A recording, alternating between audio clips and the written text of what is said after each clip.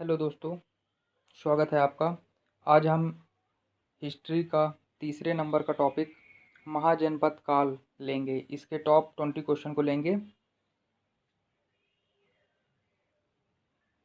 जब इतिहास के सारे टॉपिक पूरे हो जाएंगे, इसके बाद 500 प्रश्न की एक सीरीज़ लाई जाएगी, जिसमें इम्पोर्टेंट हिस्ट्री के पूरे क्वेश्चन रहेंगे, जिसमें आप किसी भी परीक्षा में एग्ज़ाम देने से पहले देखकर उसका पूरा फ़ायदा ले सकते हैं। अगर पूरा विश्वास है मुझे, अगर 10 नंबर का हिस्ट्री का क्वेश्चन आता है तो 7 से 8 क्वेश्चन 100% यहीं से आएंगे। तो शुरू करते हैं। 6ठी शताब्दी ईसा पूर्व का मत्स्य महाजनपद स्थित था। तो इसका आंसर होगा राजस्थान में। विश्व का पहला गणतंत्र वैशाली में किसके द्वारा स्थापित किया गया था? इसका सही आंसर होगा लिच्छवी।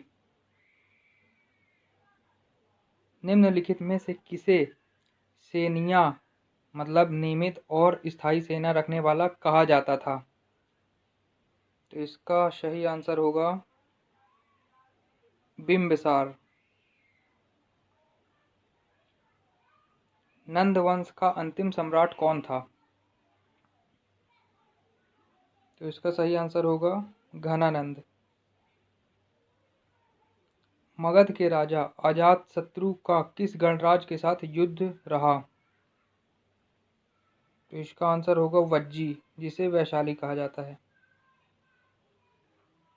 अभिलेखीय साक्ष्य से प्रकट होता है कि नंद राजा के आदेश से एक नहर खोदी गई थी। तो इसका सही आंसर होगा कलिंग में। 16 महाजनपदों की सूची उपलब्ध है। इसका सही आंसर है अंगुत्तर निकाय में। किस शासक द्वारा सर्वप्रथम पाटलिपुत्र का राजधानी के रूप में चयन किया गया? इसका सही आंसर होगा उदयन द्वारा। मगध की प्रथम राजधानी कौन सी थी? तो मगध की प्रथम राजधानी गिरिव्रज या राजगृह। सूची 1 को सूची 2 से सुमेलित कीजिए। महाजनपद आधुनिक क्षेत्र। तो इसका सही आंसर होगा पहला नंबर का होगा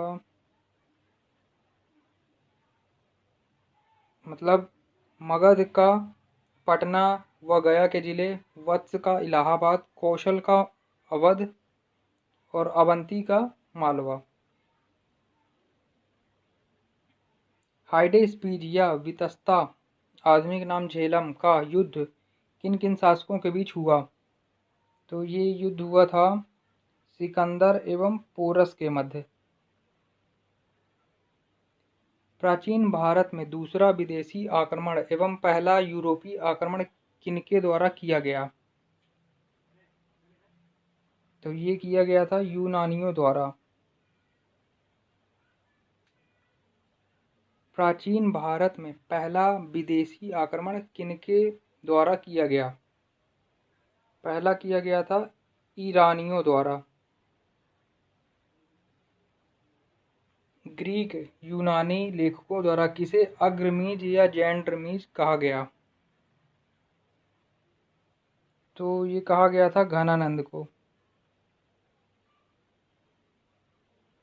नंद वंश का संस्थापक कौन था? नंद वंश का संस्थापक था महापद्मनंद। उज्जैन का प्राचीन नाम था? उज्जैन का प्राचीन नाम अवंतिका था। पाली ग्रंथों में गांव के मुखिया को क्या कहा गया है? इसका सही आंसर होगा भोजक या ग्राम भोजक। सिकंदर महान एवं पोरस की सेनाओं ने निम्नलिखित में से किस नदी के आमने सामने वाले तटों पर पड़ाव डाला हुआ था? तो इसका आंसर होगा झेलम के। 323 ईसा पूर्व में सिकंदर महान की मृत्यु हुई थी। इसका सही आंसर होगा बेबीलोन में। किस शासक ने गंगा एवं सोन नदियों के संगम पर पाटलिपुत्र नामक नगर की स्थापना की? तो इसका सही आंसर होगा उदयन। इसी तरह सीरीज को आगे बढ़ाते रहने के लिए चैनल को लाइक करें, सब्सक्राइब करें। जब हिस्ट्री का सभी टॉपिक कंप्लीट हो जाएगा, इसके बाद एक टॉप 500 क्वेश्चन की सीरीज लाई जाएगी, जिसमें आप किसी भी एग्ज़ाम में की तैयारी कर रहे हों, मान लीजिए अगर प्राचीन इतिहास से 10 नंबर का क्वेश्चन आना है, तो उनमें 8 नंबर गारंटी के साथ इन्हीं प्रश्नों में से पूछे जाएंगे। ओके, धन्यवाद।